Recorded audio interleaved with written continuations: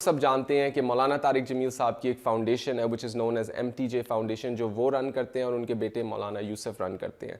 آپ لوگوں کو یہ بھی پتا ہوگا کہ مولانا صاحب کا زندگی میں صرف ایک ہی گول رہا ہے اور وہ ہے اسلام کا پیغام پہنچانا اور انسانیت کے اندر بہتری لانا۔ تو انہوں نے ہمیشہ انسانیت کے بارے میں ہی سوچا ہے۔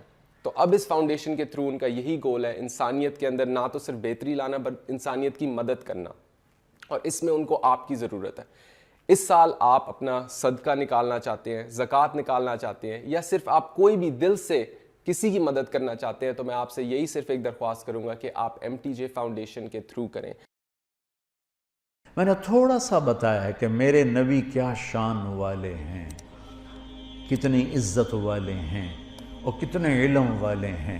میں ان کی اب صرف ایک حدیث سناتا ہوں، اس ایک حدیث پہ میں عمل کر لوں، محمود صاحب کر لیں، آپ کر لیں، یہ مستورات کر لیں، ہمارا ملک کر لے، ہمارا سارے شعبے زندہ ہو جائیں، ہمارے سارے شعبوں سے ظلم نکل جائے گا، ناانصافی نکل جائے گی، برکتیں آئیں گی، ہماری زمینوں کا پانی نیچے جا رہا، 100 فٹ تک ہم پائپ ڈال رہے ہیں، 40 فٹ کنواں، پھر آگے 100 فٹ پر بھی پانی نہیں آ رہا ہے۔ اس قدر بے برکتی کا سامنا کرنا پڑ رہا ہے۔ تو میں ایک حدیث سناتا ہوں، یہ پچھلی جو میں نے ساری بات کی تھی، ایک چونکہ جب آپ جاننے والے کوئی بولنے والے کو نہیں جانتے تو بول کو کیا جانو، بلکہ ایک واقعہ سناتا ہوں آپ کو۔ عبد الخالق تھے، وہ DIG ریٹائر ہوئے، میرے بڑے اچھے دوست تھے، تو وہ پروموٹ ہوئے فیصل آباد سے، SSP سے DIG پروموٹ ہوئے، تو یہاں کافی سروس کر کے گئے تھے، وہ آگے 4 مہینے لگانے۔ تو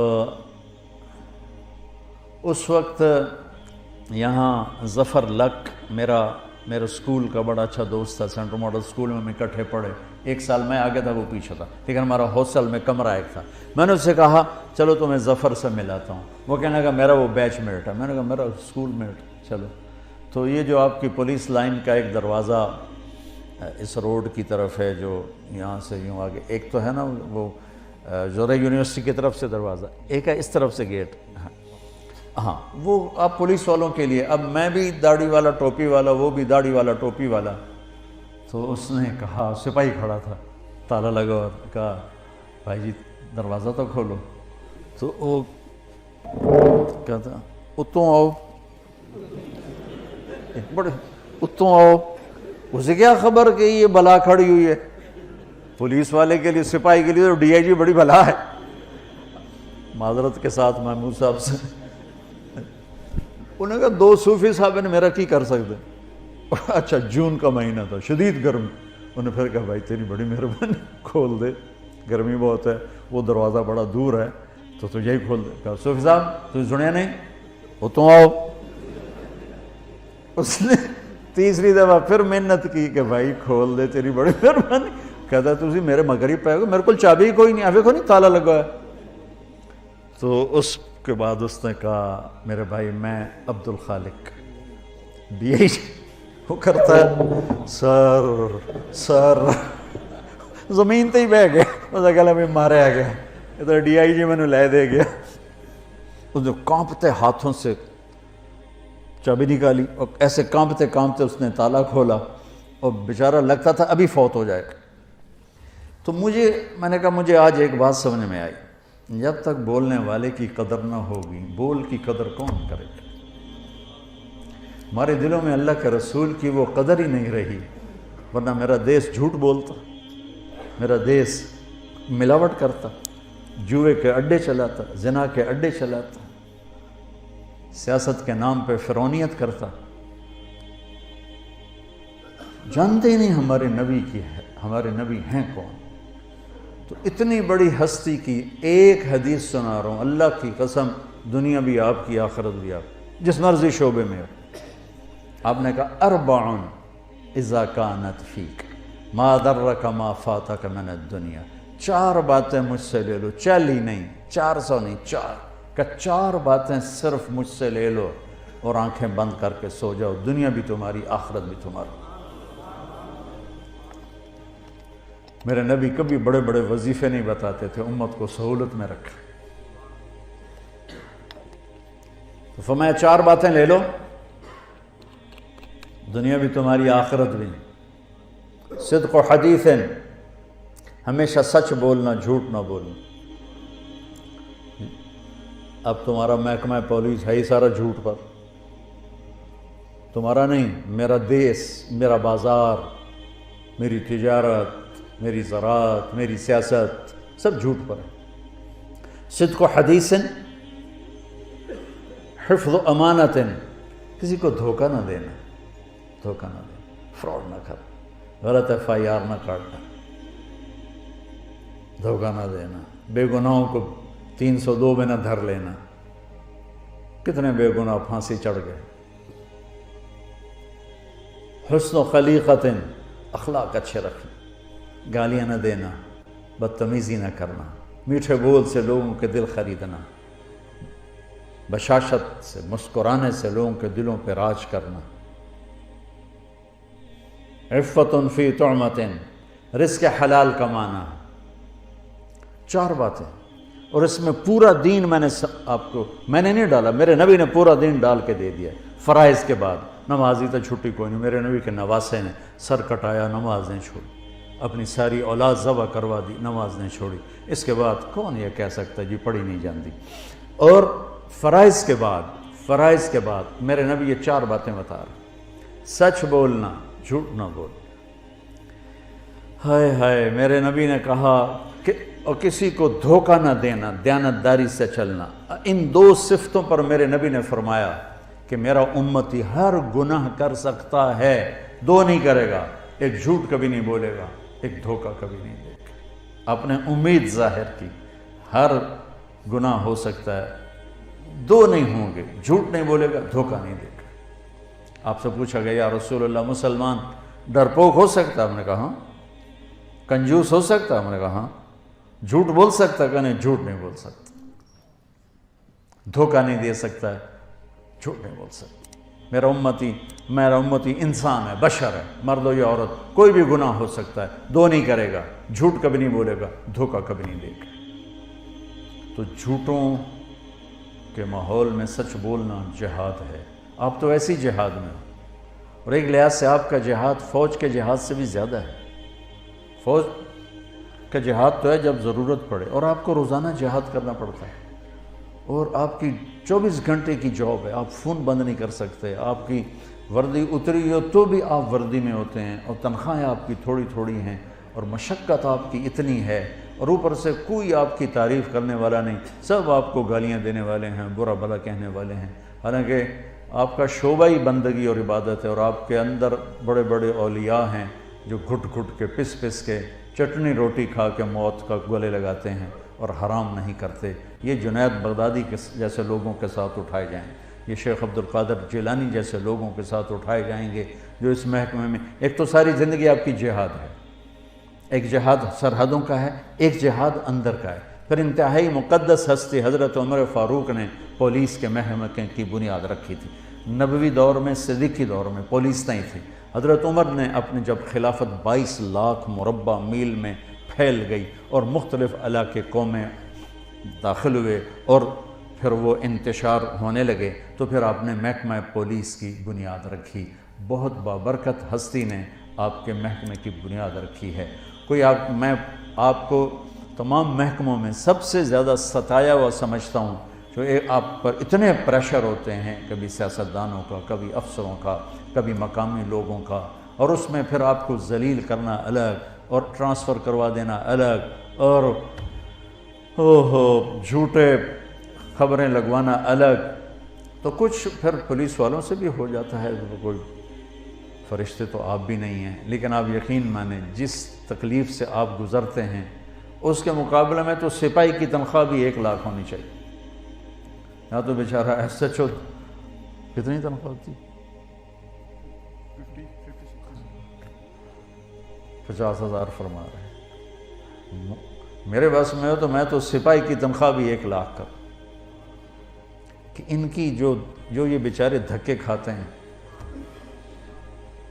پرانی بھیڑی ویگنا تے ٹرے جاندے ہوندے، کھڑ کھڑ کھڑ کھڑ کھڑ ہارن نہیں وجدا، باقی ہر شے وجدی ہوتی۔ بریک نہیں لگتی باقی ہر شے لگتی اس سے نہ کی چور نہ پڑے تو بدماش نہ پڑے. تو میں آپ کو سلام کرتا ہوں میرے بھائیو. اب یہ 4 باتیں اللہ سے مانگ لو. ایک سچ بولنا ہے, جھوٹ نہیں بولنا ہے. میرے نبی کا وعدہ الصدق ینجی والکذب یہلک, سچ نجات دیتا ہے, جھوٹ ہلاک کرتا ہے. کبھی دھوکہ نہیں دینا ہے, دیانتداری سے قلم چلانا ہے, دیانتداری سے معاملہ کرنا ہے. میرے نبی نے فرمایا, ہاں اب دیکھو میرے نبی کی 2 صفتیں ہائی لائٹ ہوئیں, صادق امین, سچا اور دیانتدار. اگر آپ مجھ سے سوال کرو نا کہ مولانا صاحب اسلام کو 2 لفظوں میں بتاؤ, تو میرے پاس 2 لفظ ہیں, سچائی اور امانت داری. اور اب مجھ سے پوچھو کفر کو 2 لفظوں میں بتاؤ, تو میرے پاس 2 لفظ ہیں, جھوٹ اور دھوکے بازی. اور تیسرا بھائی اپنے اخلاق اچھے کرو, آنے والوں کے ساتھ. آنے والے مظلوم بھی ہوتے ہیں تو ظالم ہوتے ہیں. مظلوم آتا ہے لیکن وہ ظالم بن کے جاتا ہے. ایک آدمی کی واردات ہوتی ہے, 5 بے گناہوں کو لکھاتا ہے. تو ہمارا تو مظلوم بھی ظالم ہے. آپ کی ڈیوٹی بہت سخت ہے. خوب اللہ روزانہ تھانہ ڈیوٹی پر جانے سے پہلے 2 نفل پڑھ کے گئے کرو کہ یا اللہ میرے ذریعے سے کسی پہ ظلم نہ ہو, زیادتی نہ ہو. تو دیانتداری اور سچائی یہ آپ کو 4 چاند لگا دے گی. اور اچھے اخلاق, آپ کا مسکرا کے ملنا بھی صدقہ ہے. میرے نبی نے فرمایا ابتساموں کا فی وجہ اخی کا صدقہ. تو اپنے مسلمان بھائی کو مسکرا کے مل, یہ بھی تیرے لیے صدقہ ہے. ماں باپ زندہ ہیں تو ان کی خدمت کرنا, ان کی دعا لینا, یہ آپ کے لیے سینکڑوں حجوں سے بہتر ہے. خواجہ حسن بصری نے فرمایا, ایک نوجوان کہنے لگا حج پہ جانا چاہتا ہوں. فرض حج کر لیا تھا اس نے. تو کہا تیری ماں زندہ ہے؟ کہا جی. اس وقت تو حج پہ جانا ایسا نا کہ 5 دن ہو کے آ گئے, بڑا عرصہ لگتا تھا. فرمایا تو اپنی ماں کے سامنے بیٹھ کے ایک ہی دسترخوان پہ کھانا کھائے اور وہ تجھے دیکھ کے خوش ہو رہی ہو, یہ میرے نزدیک تیرے نفلی حج سے زیادہ بہتر ہے.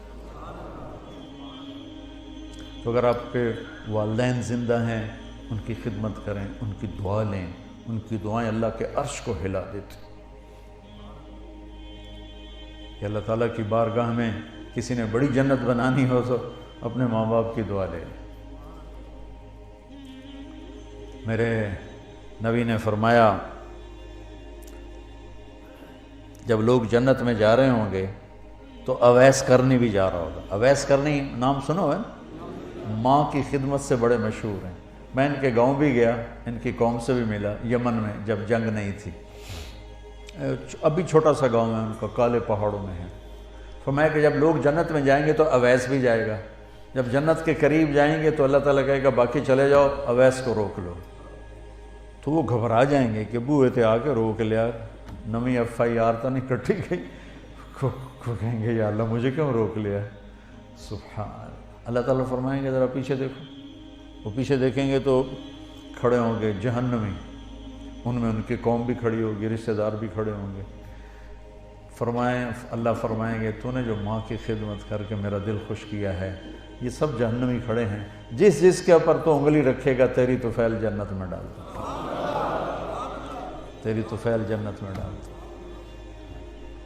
تو یہ اتنی بڑی بندگی ہے, اتنی بڑی رحمت ہے. تو اپنے ماں باپ کے لیے وقت نکالو. آپ گھروں والے ہو تو اپنے بچوں کے لیے گھر میں تھانے دار بن کے نہ جاؤ, خامد بن کے جاؤ, باپ بن کے جاؤ, بھائی بن کے جاؤ. ساری تھانے داری باہر رکھ کے آؤ اور اپنے بچوں کو ٹائم دو, پیار دو, محبت دو. بیوی کو تنخواہیں تھوڑی ہیں, مشکلات زیادہ ہیں, تو میں ایک آپ کو وظیفہ بتاتا ہوں اللہ کی بارگاہ سے رزق کے حلال دروازے کھلوانے کا. چونکہ رزق حلال, چوتھی چیز کیا ہے؟ رزق حلال. ایک صحابی تھے سعد بن معاذ, وہ بیٹھے تھے آپ کی محفل میں, تو میرے نبی کی نظر ان کے ہاتھوں پہ پڑی, تو وہ بڑے سخت ہارڈ قسم کی. تو آپ نے کہا سعد اے کی, کہ یا رسول اللہ اپنے بچوں کے لیے روٹی کماتا ہوں اور خود اپنے ہاتھ سے کام کرتا ہوں, تو میرے ہاتھ یہ ہیوی ہارڈ ہو گئے, تو مجھے دیکھو. آپ نے ان کا ہاتھ پکڑا اور سب کو دکھا کے ایسے بوسہ لیا یوں, اور پھر فرمایا اگلی سنو خوشخبری, کہ بچوں کو حلال کھلاتے ہوئے جو ہاتھ ایسا ہو جائے گا اس پہ دوزخ کی آگ حرام ہو جائے گی. تو رزق حلال بہت بڑی دولت ہے، لیکن حلال ہمیشہ تھوڑا ہوگا، حرام ہمیشہ زیادہ ہوگا۔ اس صبر پہ بڑے عالی شان درجات ملیں گے اور جنت ملے گی اور اللہ راضی ہوگا۔ بہت پرانی بات ہے، ایک بہت بڑے اللہ کے نیک ولی تھے، میں ان کے پاس بیٹھا تھا، دو بندے آ گئے، تو یہ بات ہے کوئی 40 سال پرانی۔ تو ان میں سے ایک کہنے لگا حضرت جی دعا کرو اللہ رزق حلال دے، تو بہت سارا دے گا، یوں اس نے ہاتھ پھیلائے۔ اس ایکشن کی وجہ سے یہ قصہ میں آج تک نہیں بھولا ہوں، اللہ رزق حلال دے تو بہت سارا دے۔ انہوں نے بڑے پھولے منہ سے کہا حلال تھا تھوڑا ہی لبو، حلال تھا تھوڑا ہی لبو۔ پیپر ہو رہا ہے، ٹیسٹ دے رہے ہیں، ایک آدمی حرام پہ بک جاتا ہے، ایک حلال پہ قربان ہو جاتا ہے، اللہ دونوں کو برابر کر دے۔ ایک کے دامن پہ کسی بدکاری کا داغ نہیں، ایک کا دامن داغدار ہے، کیا خیال ہے شمر اور حسین کو اللہ برابر کر دے؟ ورنہ تو کربلاؤں کا فلسفہ ہی ختم ہو کے رہ جائے۔ تو رزق حلال کا ایک وظیفہ بتاتا ہوں، بڑا سوکھا۔ ایک صحابی آئے، یا رسول اللہ رزق کی تنگی ہے، کوئی عمل بتا دیں۔ آپ نے فرمایا باوضو رہا کر تیرا رزق بڑھ جائے گا۔ آپ یہ کر لیں، جو کچا نمازی ہے نا وہ بھی پکا ہو جائے گا، جو کہ بہت سارے کہتے ہیں یار وضو کرنا پڑے گا، جب وہ باوضو ہوگا نا تو نماز پڑھنے میں کوئی دیر نہیں لگی۔ آپ اپنے ڈیوٹی میں خالی فرض پڑھ لیں وہی کافی۔ ہاں ڈیوٹی سے آف ہیں پھر پوری پڑھ، ڈیوٹی میں آپ دیکھتے ہیں کہ سہولت ہے پوری پڑھ، مشکل نظر آ رہی ہے خالی فرض پڑھ لیں۔ تو آپ نے کہا باوضو رہ تیرا رزق بڑھ جائے گا۔ تو آپ باوضو رہو، اللہ آپ سے پیار کرے گا۔ باوضو موت آ گئی شہادت کا درجہ ملے گا، اور باوضو رہنے لگے تو اللہ دروازے وہاں سے کھولے گا جہاں سے خواب و خیال نہیں، اور حلال کے کھولے گا۔